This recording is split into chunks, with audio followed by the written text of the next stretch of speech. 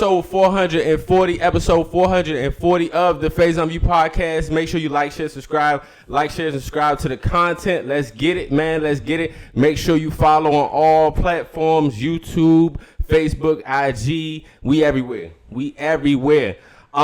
This week has been chaos. So we're gonna start from there. But before I even move any further, hey, if you're in the DMV area, let it be known, all right? Let's Laugh Fridays in Akankee, Maryland. Make sure you guys pop out. I'm going to put the link in there as well, too.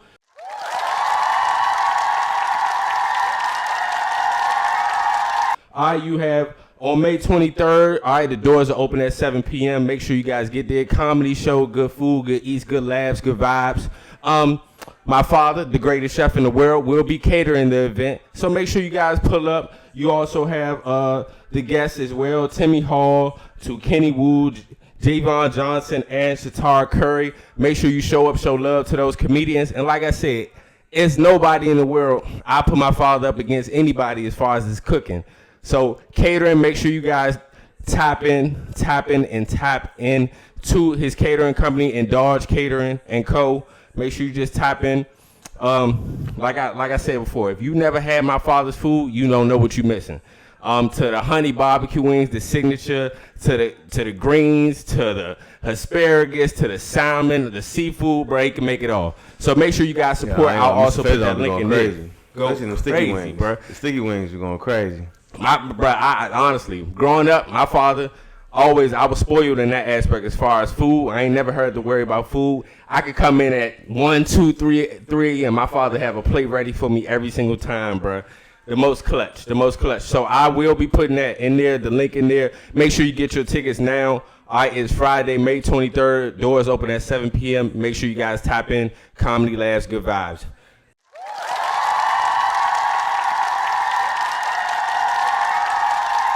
Hey, man. I don't know where we want to start, but let's get started. I'll say first, I've been excited to talk about this because I do have my brother on the podcast, and I wanted to start this new topic we have called College Stories.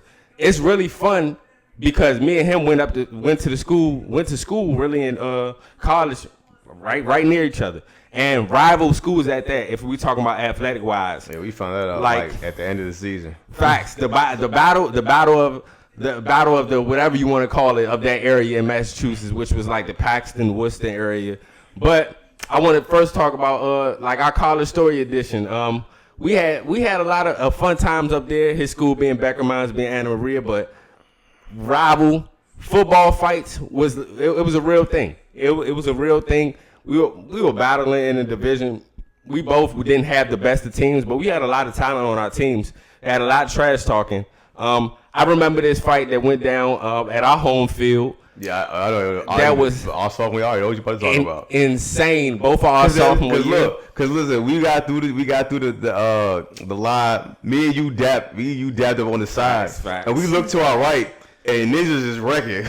Like, melee. Like I'm right here, dabbing up the lead. I looked at Ninjas is wrecking. It's like, coach. Right, and when you talking about a real rivalry, like we like disdain. Even the coaches don't like each other. Yeah, and that's really where it started. Funny too because somebody hit me with their helmet while my helmet was off. When I turned, all I seen was our coach Kurt Sturgis get dropped on. I'm talking about boop. Yo, my homie Sam, he played on the basketball team. I look over, Sam was hopping the fence. He was like Sam was. I was like, yo, this is crazy. It is crazy, bro. Only reason I didn't really jump in because, like, first of all, the fight was already in swing, and like I'm dabbing him up, so I had him to think about. And I didn't have my helmet on. Normally that was my fault. I took my helmet off. You always keep your helmet on when you go through the line. When we got to the end, I took it off. So I went and tried to break it up. Somebody headbutted me. I was like, "Yo, seriously? Like it's like that? Like you see me with my helmet on, you gonna headbutt me with your helmet with my helmet off? It's crazy." But no, I was alright. But it was like that was insane. And also in hindsight, I'm glad I didn't react because you know how I am, bro. Yep. Especially back then, I was a hothead, very aggressive, bro. This dude was such a he used to perp a lot. Like, he was a hothead fool. Like I remember going into my freshman year. And I was on the punt team, and you were returning. I was like, I'm gonna have to intervene for this. Like I'm just thinking, I was like, I'm gonna have to intervene for this ninja. Like I know I am. And so Like I'm the guy running down to tackle him. So I would run, and all the kicks just so happened to be like every punt was away from me. I was like, bro, now I gotta run halfway across the field to get to this dude. Like, so I would run. He would go get the ball. He would run, get tackled a little bit. I'm still going because I already know. And he would get up. Push guys, throw the ball, and I would get right in between. I was like, see, he didn't know it was me. He had no idea. It was me. But this was every pause. Like, I already knew the vibe. I was like, yo, I know Belik's going to try to start something every time. And so that was me on punt every single time. And then I think someone else muffed the punt. Me and you both went to grab it. You grabbed the punt. Then you shoved the heck out of me. And I just looked at you. And that's when you realized it was me. And he just busted out laughing because he was like, because he knew he was sure. I looked at him, I was like, yo, bruh, if you don't relax. In football, bro, like for me, bro, I look at the other opponent as like a real live enemy. Like my aggression turns up 100% and I'm competitive, bro. And one of the things that I always do in football, bro, I always demand respect, but I always want to intimidate the opponent in some type of way. I feel like you get the edge against the opponent when you get in their head. So a lot of my mental battles was on the field was really being physical with the other opponent. Whether I was playing, because I play at almost every position. Whether I was playing quarterback, punt return, kick return, whatever, it was to inflict pain. And it's funny because these football fights got off the field too. It was crazy. I'll never forget the night, bro. I'm out with some of my friends this sophomore year. I actually never went to a party where bro, it's snowing. I'm talking about snowing, but it's a party. It's near Becker School though, but it's kind of like in between. Our schools are very close. So, but it was more so a Becker party. So we're like, me and my teammates, we'll purposely go to the parties just to be like off some time, bro. Just be off like, we was just so wild, bro. But I feel like I miss those days because you miss the competitive nature also as well too. Like just friendly competitive. I did miss the opportunity to go head up with you because I remember our last game, my senior game. Every time I got like a carry, you were always on the other side of the play. Yeah, facts. And so we never got a chance to like. I was looking for that. Like, you know me, I was always a guy. Like I was always a drop my shoulder first type of guy. So like I was never even though I was fast, I was never the go around you type of dude. Like if you was in front of me, I was gonna move you out my way. So I was always looking for that. But he was every time I got the ball, if I'm going this way, he was over here. If I was going that way, he was over here. There's one play on my highlight tape where like we were about to meet and somebody had just like got me. Like so and that was one day I was like, ugh. Also to add context too, we also played on the same high school team. So we are very familiar with each other as players. And I would say, as far as like the game plan, I was going to ask you because like it was always something when I was at the line or saying something, people would be saying what I'll be doing. It's interesting too when like you game plan for somebody, but you see it on the field. Somebody remembers what's going on the play, bro. That's always something I wanted to ask him is like what was being said about the game planning about me because I honestly I really played. Well, you play offense all the way until senior year, so I was never in the defensive room. And only a few guys. My coaches never knew that you were a friend of mine because I knew how they would take it. So I kept that to myself. Very, very few guys knew that we knew each other. So I don't know how that went. I do remember Chop took your shoe. I remember Chop took your cleat. I remember that. And he only did that because you were my friend. I don't think he would have done that if and you didn't take it no way, but I don't think he would have done that if you weren't my friend. So I don't know what's in the defensive room. Offensive room. I don't really remember because it was like that last year. I don't think I told my coach. I don't think I told my old coordinator. So I don't remember. I do remember they said that you were a very active safety because he was very active. He had great ball skills, so they were always putting you in a different spot. Like I said, like you were always on some different side of the field whenever I got the ball. I don't know how that worked. It was just like. Yeah, but I was playing free and strong. But mostly, you were mostly probably talked about in the defensive room for the most part because you were starting quarterback for a couple of years. Yeah, so I don't know what was said. I wasn't in there. Sophomore, junior year, bro. And also too, like I remember, bro, like the battles in the trenches with my friends, but like even like the practices, bro, got intense with us, bro. I remember this fight I had in practice, bro. It was the craziest fight ever, bro. Because some of the coaches like that we had. They played with me when they were seniors and I was a freshman. So like it was a level of respect there, but also it was like because he was a defensive coach at the time. So I'm at practice, bro. Like so, one of my boys, Weave, he over here like he ran a route or whatever, and one of the cornerbacks' name was Trevor. You know, like I had threw almost like it was kind of like a bad pass, and he started getting all amped and purple or whatever. So like the next play, he did some wild stuff, bro. I'm telling you, I'm talking about. I sprinted over here, speared this man, bro. Was crazy. Got into the fight with the bro. I be missing those days. I ain't saying just fighting because we were real life good football players, but like I miss those days and the competitive nature of those times, bro. There was we fought Husson my junior year, because they had that running back John Smith. John Smith was he was like that, but we fought Husson, so it was a good game. Like it was real close. It was like 34. Like Nas threw for like 3 touchdowns or whatever. It was a good game. We had him like contained. John Smith didn't really go nowhere. And then like late in the fourth, like towards the end, they finally let him break a run, and he scored. It was like, and so they went up 7. And we went out there to try to score again. We didn't. And so now it's like, clock winding down. Mm-hmm. You're supposed to chill out. High. Yeah. So no, but like they ran up a play to him and let him, and they, and he scored again but we thinking like it's clock, like the game is over. Mm-hmm. And it was kind of a cheap shot, and it was like you trying to make it seem like you blew us out by 2 touchdowns, but that wasn't the case. It was a very close game, all game. And so we do the thing, we go through. That everybody up, and I just remember hearing my D coordinator, my coach for Coochie. He became my head coach next year. He's going off on that head coach. He walking up on him because he knew the vibes. And so we seen their team walk up. We turned around like, you ain't about to do that to my coach. And so we got the record. It was crazy. I was like, hey. Coach fighting, we fighting. You ain't about to walk up on our coach and do that. Hey, what's wrong with you? Like, I turned around to you. I said, wait a minute. We all turned around. Wait. Bro, we had some. Like, this, we ain't doing that. And you talking about our division? Like, honestly, our division and conference at that time was a tough conference. You had Mike Alder, you had Hudson, you had Castleton. That was really at the top of the totem pole. All your dad was like that our freshman year. Guy, your dad was like that our freshman year. I be trying to tell people 10-0 like that our freshman year. Triple option. Yeah, triple. Could not stop it at all, bro. Could I stop it at all? I think the best running backs I faced was John Smith and Cuz from Castleton, OC, bro. Mm-hmm. It was OC.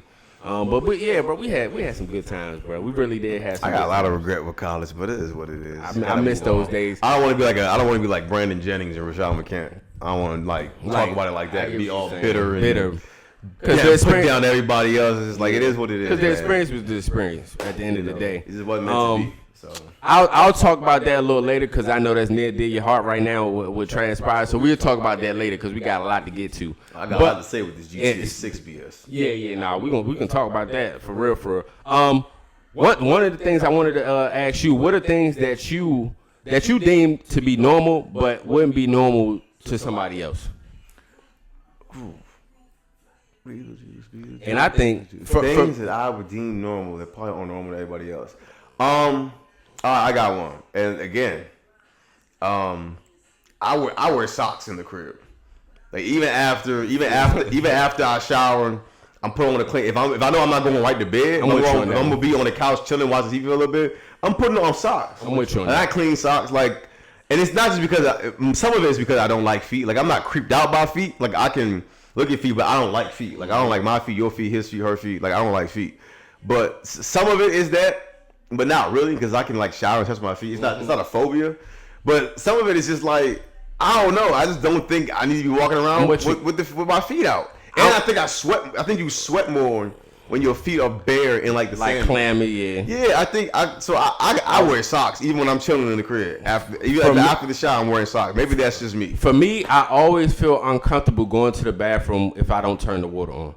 I don't want anybody to be hearing me using the bathroom at all. I'm a fan, but that's something for me. Like I don't want anybody to know that I'm using the bathroom, especially I'm going number 2 or anything like that. But I always run the water. I feel like that is something I always do. I feel like people may do it, but I don't think people may deem it as normal. Yeah, I run the fan. I don't run the fan for that. Mm-hmm. For me. I was like the noise has always been soothing to me. I don't know the noise of the fan that the fan makes in the bathroom. I gotta play music. So water on. I run the fan anytime I use the bathroom. I got the fan on. So another one, bruh, is like if nobody's in the room, I always close the door. I always close the door behind me, bruh. If nobody's in the room, Like it's so funny. Like I can just see a door open. If nobody's in the room, bro, I just sit in there, close the door. I don't know what that's about. Oh, I cut off lights. I've always done that. That some of that is deemed because like my father used to say, every time y'all leave a light on, I'm gonna charge you, and so I start cutting lights off in the crib. Oh, facts. That's true too. And so now that's me. Like I do that too. I cut off lights. Like if I'm not in a room, like there's no reason for that light to be on. Like I cut off lights. Now I live by myself now. There's not that many lights to have on, but when nighttime comes, I'm cutting off the light. Like if it gets dark at night, if I'm not in the kitchen, the light's not on. Even though my kitchen's like right there. There's a side by the dining room. The light I don't have that light on because there's no point. I never use that hallway light because there's no point. I usually have my living room light on, and that's it. If I'm in my room, then I have the light on. Something like, I feel like everybody has experienced or does when they downstairs. You turn the lights off and it's dark, and you run up the stairs and you feel like something running behind you. That I feel like that's universal. You turn off them lights, bro. You run up them stairs, bro. It gets serious. You feel like somebody chasing you. It's like a game. So I remember seeing that. Somebody made that meme. Yeah, bro. Somebody like was in like a black suit, and like running up the steps. It's like real intense, bro. I don't know. But I don't know. I think if I had to call on top of my head, I think that's my normal. I think that's my We gotta start hitting the streets with these questions. We gotta make a plan. I feel like that's a good question to ask. I think that's my normal. I think I wear socks. Like even I don't care if it's after I shower and I'm in relaxed mode. I have on now. socks. See, everyone doesn't do that. I would deem it as weird if you slept in socks. Now that's serial killer. I feel like you're a serial killer. Yeah, you different if you sleeping in socks, bro. I'm afraid of you. Actually, yeah, that's a little different. Be trusted. That's why I thought you were going with it. No, I would never do that. Yeah, nah, I that's can't. Insanity. That's one right there is the only time that would ever happen is if it's cold, like really, really cold, and my heat not working, or if I'm like sick and I'm trying to sweat something out. I need all the layers. Other than that, no, I'm not doing that. Recently, bro, I was having a nostalgic throwback moment with one of my friends from middle school, right? And he's funny. He brought up to me about like an outfit I used to wear, bro. And it brings me to the question: what's the worst shoe you ever bought? Now, mind you, these wasn't the worst shoes, but it was one of my fits that was just like, all right. If you from the DMV, you know what I'm talking about. Nike boots was universal at the time, bro. And he was laughing at me, bro. He was like, bro, you had the polo on, the cargos, and the Nike boots is crazy, bro. I used to wear them Nike boots and shorts, everything, bro. Like Nike boots for me was the one. But the worst shoe I ever bought, I really don't know. What's the worst? Oh, I know the worst shoe you ever bought. The Son of Mars. I can't believe. Yeah, I remember that. He's a sneakerhead. I remember. So I remember when he walked to us, I was like, I can't believe this. Like, why are you wearing the Son of Mars? I definitely did. Those are probably the worst fusions I'd ever seen. Yeah, like, they were like 5, 6s, 3s, and 4s. I was like, nasty work. What? Nasty work. It was mad people walking around in them Jordans. I was like, why are y'all wearing? I couldn't stand Team Jordans and Fuses, and they were popular. Yeah, they were popular. Around I don't know why. They were. Pro Strongs. The fusions with the Air Force fusions. Nasty work. The Spin Cycles. I was like, what, the 6 rings? I was like, why are y'all wearing these sneakers? The 6 rings is nasty. The Spin Cycles was cool. I ain't never had the 6 rings. I never had any of these, but the Spin Cycles was like the only one that was like valid. That was cool. The Spin Cycles wasn't out. That was alright. But that's the worst shoe you At the time, it was popular. I'm saying at the time it was popular. You about to laugh. No, you about to laugh. At the time it was popular. I bought them. And it's 2 shoes. First ones was Heelys. Yes, I had the Heelys. I don't care what nobody say. I had Heelys. It's the worst now looking back on it, but Heelys was the thing. I had Heelys. I think I know the second. If you say the second shoe, it's the worst shoe. The Wavies. Yes, that's my worst shoe. I had it. I'm sorry, okay?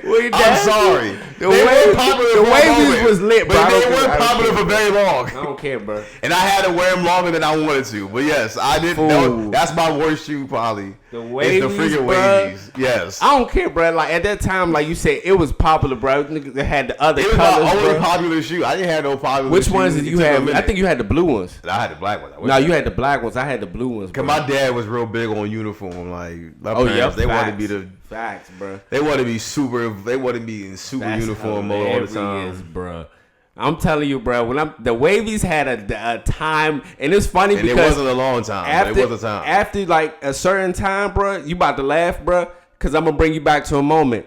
It was around the time when Wavies was popular. Is around the time where the Check It was really popular, bro. People don't. If you're not from the DMV, you don't know the Check It, boy. When I'm telling you a certain community, the gay community, and you talking about as far as fighting. Yeah. Oh, I'm talking about you got real men out here that wouldn't even play with the checker, bro. That wouldn't even play. You were scared to get on the train station, go down to Gottlieb Place, go down anywhere to DC, boy. You see the checker was on.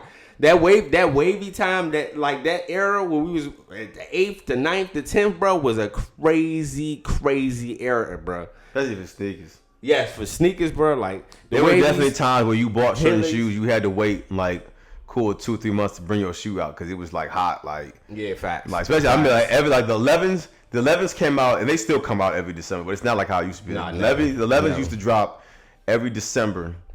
So I remember 2009, freshman year was the Space Jams. Mm-hmm. 2010 was the Concord. 2011 was the Cool Grades. 2012 was the Grades. I remember that in that stretch. order, yes. And like that was like shoot, people was really getting robbed and shot over for the shoes. Like I remember the Concord was no game. A whole truck was robbed. I remember that. Like if you were able to manage to get you a pair of Concords, you had to wait it out. You couldn't be pressed and just go out and step outside with the car. Like no, bro. Like they really hunting you down for these Concords. That's so crazy. That's one of the reasons why my daddy wanted me to buy sneakers. He didn't want me to be a sneakerhead because he was really worried somebody was going to shoot or beat me up for my sneakers. Mm-hmm. And he's still kind of worried about that. But now I got my own money. But it's like at that time, I understood it. I didn't want to understand it, but I did understand it. I understand it now. But it was a real thing. People were Concords and the Galaxy foams. Boy, you risking your life. Yes. No. If you popped out on that joint, you risking your life. Yes. That's how we knew. Honestly, to be like not to be funny. That's how you knew somebody was thorough and was really about their life. If they would just popped out with the Concords right after they bought them, you knew they were. Yeah. You was nothing to deal with because you was bold if you did that. I'm telling you, bro. Like you couldn't just go anywhere with the Concords. Like maybe you could go to school, maybe. But you couldn't go anywhere else if your Concords, so you had to wait a minute. Like that's funny because had to wait. After we got our Concords, we waited like. I never had a pair of Concords in high school. Oh, at that time, yeah, I waited like maybe 4 months. I did have the Thunder 4s, which came out the day after the break. I never had a pair of 11s in high school. The KDs and the what's it called? It was certain. It was like the KDs was cool because KD's 4s was like really legit. It was $95. Kobe's was legit. Of course, the pennies and then LeBron's. Penny had an error in high school. Yeah, he had an error. There are certain shoes that just don't even exist anymore. He had I haven't seen a pair of half cents since high school. Bro, the half. I used to have the half cents were everywhere in high school. I used to have the black and green half cent. Boy, I remember half cents was tough. Bro. Foams are still around. They finally making a comeback, dropping these classics, but Foams went through a dark period at one point. But Foams is still around, but like they re-released Flight Posits. Those are cool. But like most of the penny sneakers, you don't really see them more. Like the penny 2s, the 3s. Yep. I had House of Hoops penny 3s. I did not appreciate that shoe. I sold it when I got to college. I used to sell my shoes. If I still had that shoe, I might not wear that shoe, but to have it in my collection would have said a lot. But I sold that shoe when I went to college for like $50. But like that's back when House of Hoops had House of Hoops was a separate part of the Foot Locker store, and they had exclusives. Like there were, and they still exist. You just gotta buy them on like eBay. They're like exclusive sneakers. Facts. They were House of Hoops. As a matter of fact, the pair of foam pods that just recently released with the black and the green bottoms, those were actually House of Hoops Electric Green Penny 1s at the time. Now it's like they re-released it as a whole other shoe. But I remember like no, that was a House of Hoops sneaker. Like there were certain shoes you only get at a House of Hoops, and not every feel like I had a House of Hoops. Telling you, like getting shoes was like really like a mission, bro. Really like a mission back then. Y'all don't understand. Y'all don't know. The internet was crazy. The internet was out. It was popular, but it wasn't as known as It wasn't. You had to deal with bots. So yeah, you had to camp out late at night for sneakers. Facts. It wasn't like the internet access. You had to go outside and do that, bro. And speaking about like it's robbing and stealing as far as shoes, bro, this blew me. I just seen the clip. I don't have to talk about it, delve in it that much, but it blew me because this woman just openly joked about backdooring this YouTuber. His name is Quan, but like they were in the car. He was just talking. They were vibing. There was a couple friends with them, and just she tried to play it off was so nasty, bro. Like that's crazy important that you gotta really watch out for any and everybody, bro. You don't know what to expect from anybody, especially. You have these YouTubers that that are impressionable, and then they want to do everything for content. They get scammed by freaking rap artists. Yeah, you can't bring, and then also you can't bring everybody to your house. I just seen the clip with Deshae, and she taking pictures. The people that she had around, she taking pictures all over the house, and he caught her and found out. He like, bro, what are you doing? She like, oh, I don't know. Nah. Yes, you do. See? Like, what? And look, red flag. If it's a red flag, if I'm requesting you get kicked out and the friends be like, oh, no, I want to stay. So it was a group of 3 friends and they're like, oh, I want to stay. Oh, no, absolutely not. Yeah. Boy, you do not. Take her with you. You go with You that. gotta leave. How about don't invite them to your crib, bro? Fact. That backdoor stuff is crazy. We done lost rappers out of this, bro. Yeah. For real. Streaming has gotten to an all-time freaking like what's that girl name? The girl Zoe. She got kicked out of her high-rise apartment. I think I said this on the pod. But she freaking bringing bar animals. Like it's like y'all are wilding. Like it's not this deep. Facts, like, bro. Not only that, streaming is supposed to be for playing video games. Y'all just on there doing whatever. I ain't knocking it. I ain't knocking the hustle. Yeah, that's how streaming did start. Though. You know, something whatever works. But it's just like now y'all just taking it too far for this amount for the level of clout and as currency. So yeah, I can't just invite anyone over to my crib, celebrity or not. We already seen. Well, I wouldn't consider Fabio and Lil TJ celebrities at this point, but you've already seen what happens. Facts. Facts. You really gotta protect your peace and your privacy. There gotta be contracts in place. You gotta treat it like that, like an interview or whatever. That's true though. That's true. As far as you just talking about games, GTA 6 pushed back. All right, they delayed the game. It was supposed to release this May, so they releasing it in May of 2026, and it's set to be about $200. Now, I'm gonna let you know. Yes, I'm gonna get the game, but I'm not getting when it first come out. I'm gonna tell you that right now. I'm gonna tell you that right now. Problem, because I can't sit here and wait 10 plus years for a game. Yes, you talking about all the animations, all the good things, how creative it's gonna be, what's gonna be in the game, bro. Drop the game.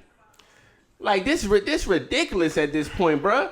We done had so much happen before GTA 6 done came out, bro. I'm about to get on my soapbox.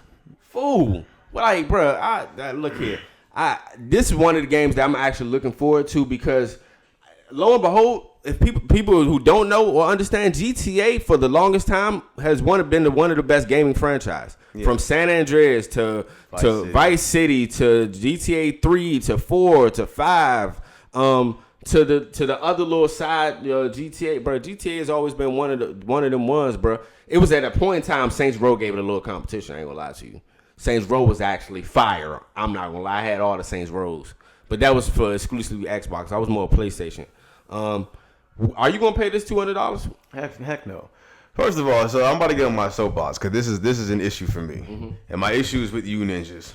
You ninjas get on my nerves. All right. First of all, I'm not getting GTA because I stopped playing GTA like after San Andreas because it was like I like violence, but I need a point to the violence. And with GTA, it's really a lot of pointless, senseless violence, and I just knew that it ain't healthy for me to be playing this game where I'm just getting in my car, running people over, shooting people up, doing whatever. It can get, because there's no point to it. It's just like that's really all it is. But I don't knock anybody that wants to play it. But this is my issue. My issue is, and I'm not just talking to just black folks, but it really mostly is black folks that do this. Y'all play the same games every year and miss out on such quality gaming. And the reason, and it's because of that, why companies like Rockstar can treat you, and 2K can treat you the way they treat you, because they know regardless of what they do, they're going to get your money. So, for example, GTA 5 came out almost 10 years ago, and y'all complained that it took too long for GTA 6. They made $5.3 billion on GTA 5. Why would they give you a second game when you're still playing that one? As a company, I would not cut off running water. I would have zero rush to get into my studio to make you something when y'all actively still playing this. Y'all running it down. And I'm not knocking the game. Obviously any game that can sustain for that long. But it just speaks to what I'm talking about. I'm like, yo, y'all ran this into the ground doing nothing. Because at some point you play all the missions, there's nothing to do. Y'all ran this into the ground, missing out on all this gaming, made them so much money, and then you wonder why they didn't give you GTA 6. Why would they? So then finally, they hear your plea. They start doing GTA 6, and you're excited, and it's lit, and it's whatever. and they wait until the month that this was supposed to come out. Facts. They wait until like they knew. I promise you, they knew. I promise you, they knew their game wasn't finished. They waited until the month to tell you it's being delayed. Not even delayed 2 months. It's being delayed a year. They waited. Like, listen to what I'm saying to you. That's a good point. They waited the month of the release to tell you y'all are upset. So what do? They give you a trailer. Mind you, they gave you a trailer for a game they just told you can't even play for a year. Yeah. Like you can't even play this. But all y'all just fell right back in line and got right on Twitter and said you excited. Oh, it's lit. And I'm going to buy a PS5 just for this. And it's just like, see, it's $200 and you still got the HG. That's my and you still going to buy it. It doesn't matter how they treat you. It doesn't matter how messed up this is or how stupid it is. You're still going to spend the money. And that's why they continue the same thing with 2K. Great point. There used to be a time in gaming where you could not hear from the consumer because they were just some random company. You're just a person that buys games. There's no real way to tell a company, but other than writing them, like that this is what you want. Now there's social media. Now companies have direct access to the consumer. Facts. I promise you, Ronnie sees all your tweets. I promise you, they see all your complaints and what you want from 2K. I promise you, they see it all. They hear it all, and they give you none of it. What they give you is Lil Wayne or Drewski, as if you asked for that. They make you a rapper, which you don't want. You just want to hoop. You guys vividly asked for the city to be gone. What did they give you? The city again. Like, I promise you, they see it. But guess what? The problem is they can do that because they know you're going to buy it anyway. It's pay to play. Like, literally, you have to spend so much money on VC just to get good. And it's whack. But guess what? They don't care because you're going to spend the money anyway. And that is my problem. I'm like, y'all miss out on so much quality gaming to play the same things every year. They don't change. The companies actively ignore you and treat you horribly, and you still give them their money. And that's my beat. That's why I'm like, the GTA 16 makes me sick. I'm like, this is BS. Why would they gave you they delayed the game for a year, the month it was supposed to release, and then they gave you a trailer for it, and you can't even play this. Yeah. And then they're overcharging you, and all of y'all still saying you're gonna buy this. I'm like, this is why they get away with this. That's true. Let them cook. So that's my issue. That is my issue, and I promise to never do this to you. But I'm just saying that's my biggest issue. This is not me. I'm not trying to hate on Rockstar because I can't get mad at them. Like it's a bottom line at the end of the day. I do hate that games have become more about money than the quality of the games. I feel like gaming is so lucrative. You don't have to play these games to make money. You just put out quality games. People will buy the games. But that's my issue. That's why I have my soul. And I wanted to jump in on that as far as the point that you made earlier is about like GTA and the purpose of playing it and it becoming impressionable to an audience or the person playing it because it's so violent. And then a lot of people take that violence in the gaming and bring it into reality. So what I will say in regards to our next segment and the next topic, it's another instance of content and challenges and certain things gone wrong. I don't know if you heard about this, but a teen was shot and killed by a Virginia homeowner. Well, reportedly they were doing a TikTok challenge. The TikTok challenge was supposed to be Ding Dong Ditch, but mind you, listen to this. It wasn't Ding Dong Ditch. They were actively trying to kick the door in. So in this particular day, it was three teenagers late at night trying to kick the door in of this homeowner's house, right? Basically a challenge, but a lot of people be massing crimes for challenges. But lo and behold, he kicking the door. It's late at night. The homeowner comes out and fatally kills this teen. And now it's a lot of conversation because he is arrested, but it's a lot of conversation behind should he be locked up? Because I don't think so. If you are banging on my door and I have my family, I have just in general, if you're banging on my door at any time of the day, that's gonna cause of concern at any time of night. But especially it's late night, you don't know what's going on inside this man's house. He don't know what's going on outside. He's probably thinking somebody's about to invade his house. Yes. So unfortunately, he reacts and kills this kid. But what if the kids get in the house? Then what? Exactly. You don't know what's going on. Could be somebody trying to rob me or kill me. Like. I'm fire. If I had a gun, I'm firing away. It's crazy because a lot of people, there's a lot of things that are in America race driven because this gentleman, the homeowner, was black and the teens were white. So of course it leads to a lot of speculation if it was the other way around, would it have gone like that? Would it have gone like that? It would have been it would have been self-defense. But he immediately got charged and is arrested. We'll see what's going to happen with that. I hope that works. But my thing is, I hope it works out. Games, you get stupid prizes. Simple as that, bro. Dumb. You're banging on somebody's door, kick it in? Trying to kick the door in. Are you kidding me? It's always consequences to your actions, and it's unfortunate that it was this kid's life to be. Yeah. But why are you doing that? That's dangerous. That's a choice. Why would you ever even try to do that? People crazy. Like crazy, you don't know. Bro. Like people crazy, man. You don't know what's going on. People are crazy. You don't bang on nobody's door. Even if you was doing ding dong ditch, it's still a possibility something can happen. You playing around with people, bro. That's what I see with these challenges. People in the grocery store doing this wild stuff, all this type of stuff, bro. You gonna meet the right one. You gonna meet the right one. I've seen a lot of these challenges where I don't know if you've seen. It's a dude. He records content in the mall and he's going up the escalator and he's like touching a girl on the other side of the escalator. And most times it be dudes, girls that they with. Man, this one dude almost killed him right then and there. Oh, it's a joke. It's a joke. You better stop playing, bro. There was some dudes back in the day, like back when they used to do the World Star Vine Comp. World Star was like a thing. These guys used to go. These white boys used to go to the hood and pull guys' pants up on camera. And those dudes used to beat the crap out of those guys. One guy, they pulled his pants. His gun fell out. He grabbed it and they took. I'm like, yo, see y'all playing. Y'all playing. First of all, I don't know why you want to get smacked up like this. All right. I don't know why it's funny to Barbecue chicken extra fried. You almost lost your life playing with that one dude. Yeah, facts, bro. I don't get it. I don't get it. In the name of content, it's never that serious, bro. It's never that deep. You know, a lot of people want clout.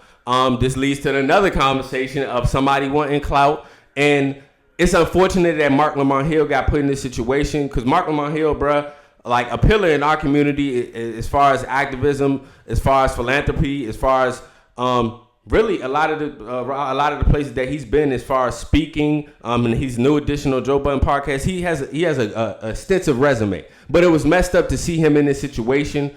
And it's basically a point of who you call your friend because he's been on Piers Morgan a lot. You having heated debates and stuff like that. Very intellectual research dude too as well. PhD, Dr. Lamont Hill. But he was put in a situation where he was invited into, basically a show. You had I don't know who the girl was. You had a girl who was on TikTok that's been profusely saying the N-word. Then you had the dude from Fresh and Fit. He was on there. Who definitely is racist. Yeah. And then you also had a liberal white woman on there who's kind of taking the side of Lamont Hill. But so in this situation, Piers Morgan was having that debate with the young lady who thinks it's okay to openly say the N-word. And invites her to say the N-word. And Marc Lamont Hill, what he was trying to do, but Marc did the right thing. Hold on, man. Did the right thing. The only person that's going to be affected by this is me. Exactly. You're not going to do this in my presence. And I get Piers Morgan was trying to make a point, but even in that situation, don't invite anybody to say no racial slur. Now you're going to be looking at me. Now it's going to be a whole thing around me being on this platform and you saying that. Now it's going to be really up in smoke. But I would just say for Dr. Lamont Hill, it was unfortunate it happened to him, but just more of the story. Be careful who you call your friends, because that was a setup from get-go. That was wild, man. Like you don't do that. And the only reason that would even have been able to fly is because y'all were all on remote channels. Exactly. Because when Delroy Lindo challenged those dudes, they were in the studio together. They knew better. Oh yeah, in fact, I remember that. y'all knew better. It was like, shoot, go ahead. I remember that situation. And you know what? That woman is right. Everybody does have the right to say what they want, but people have the right to react to it however they want to react to it. So facts. You gotta. That's a fact. You better be prepared for those consequences. Yeah, because you go ahead say that word around me. I am not someone who advocates for white folks saying the N-word, but I do also understand context, and how things are said. Because I've had white friends that have slipped up and said it, but I've never felt the way about it because I understood the context of how they were saying it, and I understand how when you're around somebody a lot and they're saying the word a lot, how sometimes your lingo can get attached. So I get that, but that wasn't that. That you openly try. And I get what you were trying to do, but no, because the only person gonna be like you said, only person gonna be affected by this is me, and now you're gonna put me in a tough position. But I don't get it. Being weird. In any circumstance, it's not allowed. It's not allowed in any circumstance because you have so many different people of different religions and backgrounds that would not tolerate a racial slur being said to them. And that's why I'm like, because first of all, you can't police everybody's mouth. Because I had to deal with that in high school. At my high school, you had the Latinas. They said, and they say it because they're around the black people, it becomes part of their lingo. But I always tell them, I said, listen, in this school, it might be all right for you to say it. Because nobody here is going to police your mouth every day. But I'm saying, this does not give you a pass to just be out there somewhere and say it. They may not feel that way. Somebody out there, you say it around them, they're going to hit you upside the head. Now in here, it might be all right. But out there, I can't promise you that. I'm just letting you know. Since I'm hearing you say this word, I'm just letting you know how that goes. So I always have that conversation with them. Because that is the truth. Like you said, people have the right to say what they want, but people have the right to react to how they react to it. And the reason why I always say you have to understand context and how people say things, because there's a group of black folks that feel like we shouldn't say it at all. And so what do you say to them when you feel like when you're trying to police white folks from saying it? Because my mother feels like black folks shouldn't say it. Now I do say it. I think the power is. I think people give words power, and we use it in a way that's like. It's like a term of endearment. Yeah, and so that's why I'm like, listen, you can't, if you have somebody that you know is not racist, you can't get mad if they're saying it in the same context as you, because you know the difference between somebody calling you stupid to insult you and stupid as if they're joking. Now again, this is not me giving you a pass to say this N-word. You might have got a pass real quick to say it around me because we cool and I understand the context. But if you outside somewhere else, like I ain't going to defend you if you just start saying the N-word. No. Because you look crazy, and I'm not giving you a pass to say it. So that's my thing, but that's not that. That's a whole different thing. I feel like it shouldn't be allowed. I understand the controversy behind it, but then you have situations like the white lady calling the young kid about 5-6 years old the N-word, and then created a GoFundMe for. Wait, what was this? Then created a whole GoFundMe and raised about $600K, $700K. Because she got backlash for saying something. One thing I will say. How did she raise money? One thing I will say about certain situations in regards to certain races, no matter if they right, wrong, or different, they support each other.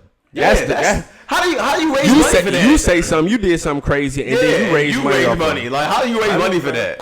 Yeah, I gotta start standing down. What's that thing I just saw recently? Crazy. But yeah. But my ultimate stance is white folks just don't say it. It's not for you. It's a racial slur. And it's not gonna be received well. So don't say it. And don't invite nobody to say it around me either. Facts. Unless you want to be sent to the upper room. Facts. Don't invite nobody to say it around me either. But yeah, what's up? It was something recently. This girl was putting Gorilla Glue on her teeth to put these little fake rhinestones on her teeth to make it look like grills. And everybody was like, stand down. Because we're not going through this again. Because y'all remember the Gorilla Glue girl, and she, nope, we're not doing this again. Stand down. I remember. Do not give her your money. That was crazy. Do not give her your money.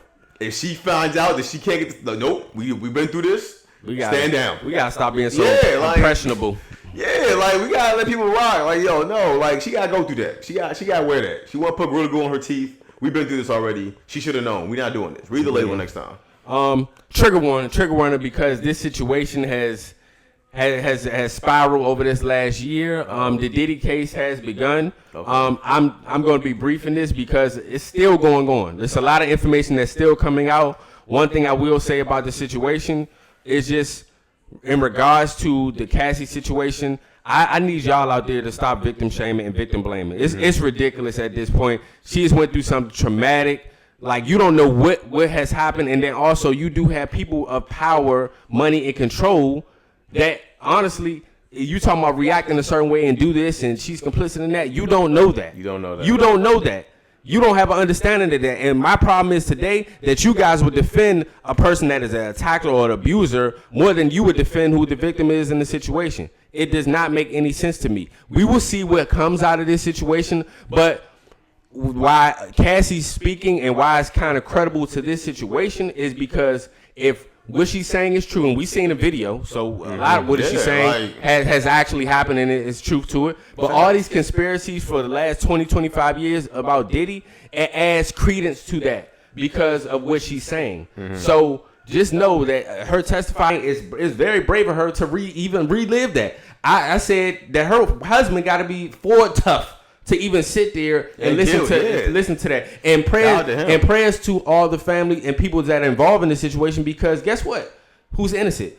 Diddy's kids. You got to think about the daughters. You know, you going up in there and listening to all this traumatic and crazy stuff about your dad. About your dad. You know what I'm saying? And then you have nothing but high opinions. I can't imagine someone tearing my dad down and and seeing stuff brought to life. I just couldn't imagine it. So I feel like at this point in time, bro, everybody needs to have some type of compassion, bro. Like, and understand what's going on both sides. You have both families and friends that are affected and impacted. The victims' families are impacted. You know what I'm saying? Like, let's be sympathetic about what's going on right now. I really wish, I know that it's popular right now, but I kind of do wish in my heart to heart that this was a private, you know what I'm saying, a private trial. We know it was not going to be. This is one of the biggest trials since OJ.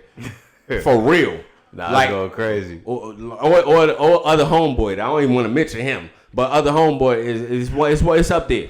It's up there because you have somebody that in the black community that we looked up to a lot of people as the masses and praised him. But along the whole, you have a lot of people that you may idolize, look up to, that are evil, bro, or that do certain things behind closed doors. That's why you shouldn't just make anybody your role model. That's why you shouldn't idolize other people, because you don't know what goes on behind closed doors or what goes on when that camera turns off. We all human, man. All human. Like, and we all have the capabilities. Every single one of us has the capabilities to be exactly what Diddy is. People don't want to believe that. I think Tasha Cobb alluded to that when this first broke. People were getting on her about it. And she was like, I don't have it. Yes, you do. Every human being has it. And the Bible says the heart is deceivingly wicked. Who can know it? Like, he's like, people think, like, you don't, like, people like, I can never be involved with these involved. But you say that because you've never been put into situations and scenarios that led to those things that led to him being the way he is. I can't sit here and say that if God put me in the scenario that he put in Job, that I wouldn't have cursed him. Job didn't curse God. I can't sit here and tell you that if God allowed Satan to take my family and my money and my job and my children, that I wouldn't curse him. I can't sit here and tell you that wouldn't be me. Now, Job didn't. Job was a much stronger man than I. But that's what we mean by saying any one of us has the capabilities to be the next person. You just haven't been put in those situations. And so you don't know, but it's all in us. So that you have to have compassion. It doesn't mean you condone it or you think it's okay or you defend it. No, we're not defending it, but it does give you a sense of showing some grace for one another, because we all have those moments when we fall short. For some of us, we fall short behind closed doors. For some of us, we fall short in front of everybody. But every single one of us has the capabilities to be what the next person is. I don't care if it's somebody on the street. I could very well, if I don't stay rooted in my faith, I could very well be that person on the street. There's nothing that says. And like we talk about all the time, bro, is we talk about ego. Yeah. Everybody always talk about if I was in this, if I was there. And look here, you're not. So that's just hypothetical. You don't know. You do. I've never been faced with things Diddy's been faced with that led to those things. I don't know what his upbringing was like, or what traumatic things that could have happened. I've never been. But even most of that money, I don't know. But even most importantly, not even him. Think about, that's what I'm saying too. Not even him, the victims. Yeah, you know what I'm saying? People that's talk about the most. That's the right. Exactly. That's where I get know to. That. We don't know what she suffered and how hard that was to deal with and take on, and we just don't know. Like, you can't say that you would have just came out immediately and told everybody. You don't know what she went through. You saw one clip of it, but we don't really know exactly what she went through and how difficult it was to hold on to that, or why she held on to it. We don't know what you would have done. Yeah, for sure, bro. For sure. On a lighter note, have you seen this limited series on Netflix called Forever? Yes, that's what I'm watching now. We can talk about it, but I'm on episode 3 or 4. Oh, okay. They blowing you? They blowing you, ain't they? Blowing me, bro. Yes. Blowing me. Especially Shorty. Keisha blowing. I'm like, hey. Blowing me. What's the name? Justin. I'm like, Justin. Just move on about your day. And then I had to remember that they teenagers. I was like, okay, they I get it, and okay. I understand. I'm in my adult brain. Me too, but even in our adult brain and looking at it, it's just like, bro, she was blowing me. You can't sit here and continue to gaslight this dude. You were doing something that you wasn't supposed to. Actually, not saying you wasn't supposed to. You got caught up in something prior to, and you're getting mad at me because I'm sitting there asking you for, asking you genuinely, why are you with me? Because Like you was about to give him neck in the movie theater out the random, and then all of a sudden now it's right now he asked the question. And I'm sure he didn't expect that to happen. So and you was just wilding before, so that had nothing to do with me. I didn't even have knowledge of. I had zero knowledge of this. Come on now, come on. And then she blocked you on. And I'm like, dang. I'm like, yo. And then every moment, like trauma, all that. I get it, but it's just like, yo, she was blowing me. But my thing is, with her in this, it's just like you're finding every way for this dude to leave you, but you really like him. So it really makes no sense in regards to your actions. And you keep caping for other dudes. Caping for other because you trying to mask and not tell your mother the truth, bro. I'm like, fam, like you was blowing. I was like, yo, yeah, Keisha was blowing me. Yeah, I'm on episode 3 or 4. She fine, and I had to remember they teenagers. I was like, okay. Hey, shout out to Wood Harris. He was the GOAT dad. Yeah. That's a GOAT dad. That's a good dad his there. His mama, you gonna see as you get. His mama be doing too much. No, his mom. No, for the first 3-4 episodes, she was doing too much. For the first episode, she was doing too much, bro. His mama was doing until she found out it was a black girl. But also that's on you too. That far? But I'm saying that's on you too because you look here. You moved him into this environment. He's only going to adapt to who he's around. Fact. So you getting mad at him about who he's dating, who he's talking to. That's the environment. He finally get his phone back. Or I don't know if you got that. He finally get his phone back, and Shorty still acting like this. Still geeking, bro. It wasn't. I'm like, like Justin. Yeah. If y'all have not seen, make sure y'all tap into the Netflix show yesterday. Forever. I don't know how I feel about the ending, but I'm gonna be finishing that soon. Before we get out of here, let's talk about it. Let's discuss it. Your team, Jason Tatum, as of today, we just found out he tore and ruptured his Achilles. He got surgery, so successful surgery. Well. Prayers and condolences to him because he was hooping. Yeah, he just had 42. He was balling on the Knicks, bro. They were down 2-1. I understand that the game was getting a little away from them, but he was hooping. He was doing what he had to do. It's unfortunate when you see those type of injuries, especially in a series like this that has top tier players, and you want to see those top tier players play each other. Him and Brunson were going toe to toe. Yeah. So to see that type of injury, when you see that non-contact injury, you know something. Who's been an Iron Man. No one has played more games since he's been drafted. No one's played more minutes since he's been drafted. You know, he's only ever missed. He's played every playoff game except for that one game he missed for the wrist. In the last series. Talk about an Iron Man, yo. So, like, I ain't going to get into the series. I have my thoughts on that. Because all I've been thinking about is JT. And it's a couple things that bother me. One, it's people still... Like, people are still finding ways to be nasty and to hate. I'm like, are y'all serious right now? And then I got to look on the media, and all the media want to give their flowers and praise. I'm like, the stuff y'all saying has been true about Jason Tatum. But y'all get on here and talk the worst about him all the time. That's true. But now that he's hurt, now all of a sudden we want to talk about how he has the most 40-point games, the most 30 in the playoffs, first team this, led in all that. I'm like, all of these things have been true. Like, he's had so many playoffs. I'm like, yes, all the things been true, but y'all get on here every morning when he has a bad game and talk the worst about him. Fact. But now that his Achilles is torn, now we want to so I don't like that aspect of it. Alexa, play Drake Fake Love. I don't like that aspect of it. But, speedy recovery to JT, man, that was just hard to watch. That was hard to watch. It's been the only thing on my mind all day because you're waiting for the news and then you finally get it. I'm glad they decided to just go do surgery real quick. They ain't waste no time. Got the MRI, got the surgery. You know, he's going to come back. I think he'll be like KD. I think he'll come back. And he's gonna be all right, And to discuss the series, bro, I've been telling you this: you live by the 3, you die by the 3. And I'm be honest with you, Coach Mazzulla. Not saying he's not a good coach; he's a good coach. But at the game plan, you have to switch it up. What I was telling you, listen to this. When I was telling you, in which I feel like is basketball logic, you're shooting way too many threes, and when you're up 20 points, you are not even thinking about driving to the lane, slowing the ball down. You are shooting more threes that is getting the team more transition points. And when you miss those threes, they are scoring baskets off of those misses. Yes, you live by the 3, die by the 3. Yes, y'all have been successful with the 3. But we've seen you guys be up 20, 20, and 14 in all the games that you lost.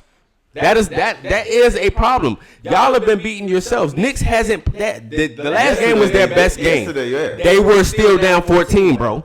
Yeah, and they came back and we didn't shoot that many threes. Y'all shot 48 threes yesterday, bro. Yeah, that's normal. That's a lot. I know it's normal, but it's a lot of threes if you're not making. But I'll say this. Yesterday was the first game I felt like the Knicks legitimately beat us. You were up, but I do think they legit because we weren't getting anything from anybody else besides Jason. Jason had 11 in the 7 minutes of the fourth quarter he played. We weren't getting Mikal was making everything. Brunson was making everything. Even OG. Tatum was the only guy that seemed to be able to find a rhythm in that fourth. So I think that was the first game that really legitimately beat us. The first two games we should have won, but people don't realize people keep saying change the offense. It's like you don't need to change the offense because if you look at how our offense is flowing and how the game was being played, 48% of the threes we shot were wide open looks. So it's like you say change the offense, change it to what? Like the Knicks weren't playing good defense; they're giving you wide open looks, and so when you look at the threes we missed. The only other option is to drive toward the defense and shoot a contested two. The only thing we could have done that we should have done was make the shots, and sometimes that's what it comes down to. It's context too, though. That's the context. It's moments in the game where let's say for instance, Derrick White the other day. Derrick White coming down in transition. Y'all have numbers. He shoots a three, bounces off. Knicks get a transition points. Yeah, that's what I'm just saying. But I'm saying in those situations, bro, it's like, okay, I'm up right now. Let me slow the ball down. Let me wait for my team to get back. Let's run a set. Let's not just continue there to was shoot scenarios like that. Like you get what I'm saying? Game one for sure. Game one for sure because in the third quarter we took 20 shots, 19 of them were three. That's where it got nasty. It's like, okay, all night, like all of our shots didn't need to be threes. But again, it's like 48% of these shots were wide open looks that the defense was giving us. So when you go back and look, it's like, yo, you got it. Like those are good. They're not bad shots. They're good shots. We're not taking wild threes. We're not taking contested threes. We're taking good open looks that we normally knock down. We just didn't knock them down. And JB just got a contract for $300 million, and I think he's a great player. But we're gonna see if you're really worth that $300 million. Because you got the series not over just yet. Yes, it's 3-1. It's hard for you guys to win 3 straight games without JT. But we shall see. You'll see who's going to step up. I have a hot take too. This was my hot take, and I'm so mad I said it because it came true. I didn't want it to come true after I saw what happened to the Cavs. I told my homie, I said, listen, I think as far as us in Cleveland, I said either we both go home or we both make it. I don't think there's an in between. Oh no! Now once they got smacked, then I was like, okay, we got to win. But it's looking like as of right now, it's Knicks and Pacers. Yeah, and I think the Pacers are going to be the. I mean, I give credit to the Knicks, but I always say this: it takes some luck to win a championship, man. And I do think a lot of luck was on their side. When you look at how those games, at least look at how some of these games went. Like we should be up 3-0, 3-1, but luck wasn't on our side, even down to JT getting hurt. But I don't think you can rely. A lot of their wins, even in the Detroit series, in this series, a lot of heroics. Yeah, I don't think the heroics are going to be enough to carry you through a championship. I think at some point you're going to have to just play your best basketball versus their best basketball. And as someone who played the Pacers last year, we swept them, but we kept trying to tell Cleveland, listen, do not sleep on Indiana. Do not sleep. Those guys do not miss shots. As far as the Knicks, it's insane. As far as the Knicks, that Mikal Bridges and that OG, those contracts, you see it paying off. It's paying off right now, but they spotty. They spotty. I get it though. So that's my thing. I don't think the heroics are going to be enough. Two hot takes outside of basketball though. Before we go, 2 hot takes outside of basketball. The first hot take is he does not get mentioned in one of the best rappers turned actors. Bow Wow is one of the best rappers turned actors that doesn't get talked about. From Roll Bounce to Like Mike to Lottery Ticket to Johnson Family Vacation. I just realized it the other day. I seen the interview. Bruh, Bow Wow you can debatably say he's in the top 5 rapper turned actor. I really forgot how many movies he's in. And the last hot take I have, yes, I'm biased. I am a Wayne fan, I for sure. But Wayne had the best Renegade verse out of Jay-Z and Eminem. I don't care. There's a Wayne Renegade verse? Squad up, Wayne, 19 years old, bruh. When I'm telling you, that's how you know how great Wayne is as far as his run. This is insane. His run didn't even start when he was in Squad Up and when he was doing the Suffix. It started 05 where the prime was to about 2011. Go listen to Renegade, bro, with Wayne and Kid Squad Up. That's all I'm gonna say to you guys. If y'all don't know, y'all make sure y'all Shout tune out in. Pusha T. Today's his birthday. He's 48 today. Sure, bro. What else is happening? Anything else before we get up out of here? Shout out to Pusha T. It's his birthday. Clips album coming soon. Sounds like it's gonna be really good. Prayers to Tory Lanez. Definitely prayers. We didn't touch on that. Prayers to I'm Tory glad Lanez. to hear that he's breathing on his own. For sure. Because that's insane. Especially considering the circumstances of why he's there. I mean, obviously we're not in the course of it, but I'm just again, I had no horse in the race, but just looking at the evidence, I just don't see how it's possible he could have done that. But I've always been on the side of if you're lying about what someone did, it puts them in jail. I think you should be Facts. you are not guaranteed to survive jail. These things happen, and not on to mention all the trauma. You hear Wallow talk about it all the time, like the stuff that you see. Like Wallow said, I had to go insane just to be normal. Just to because be sane, like, fact. like if you let this stuff affect you every day, you're not gonna survive here. You're gonna be here for a while. So that right there, that's why it's not enough to just get an apology and a couple millions. No, like there needs to be justice if you are found lying. So definitely prayers to him. Definitely prayers to Tory. But that's the last thing I can think of. That's on my 14 mind. times. They say his lungs had collapsed. These are all alleged, but this is true that he was stabbed 14 times. It was saying multiple times in the head, body. So whoever, and if anybody's trying to stab you 14 times, they're trying to kill you. Yeah. This is a very, very in prison, deliberate you attempt to don't kill know you. what goes on in prison, man. Like there's some speculation that it's some outside stuff. Listen, it could be some outside stuff, but it could be some inside stuff. Prison it's like its own entity, its own world. People do favors for people for all type of stuff. Cigarettes. You don't know what people are being promised, and it's like it's like once you get in, you're automatically in a war because just based off the color of your skin, you've got beef with the Latinos or the whites because you're black. And you just got there. It doesn't matter. So it's like you don't know how that goes. Right. Like, so we don't know what the circumstances are. We just glad that he's okay. Yep. But yeah, they definitely gonna have to get him into protective custody after that. Before we get out of here, make sure you guys go support Ali Sadiq, bro. One of my favorite comedians over these past few years, bro. He has a new special called Two Sons. But I'm telling you, and one of the most infamous specials is Domino Effect. Please go tune in and watch that, bro. I'm telling you, one of the best storytelling comedians. Oh, bro, he's up there. I'm talking about how we look at Dave. He is up there, but I need Dave to come back. Yeah, much love. And the Vince Staples show. Another amazing episode, man. We put up Wilt Chamberlain numbers, Shaq and Kobe this episode. Make sure you like, share, subscribe to Phase on View Podcast. Yes, sir.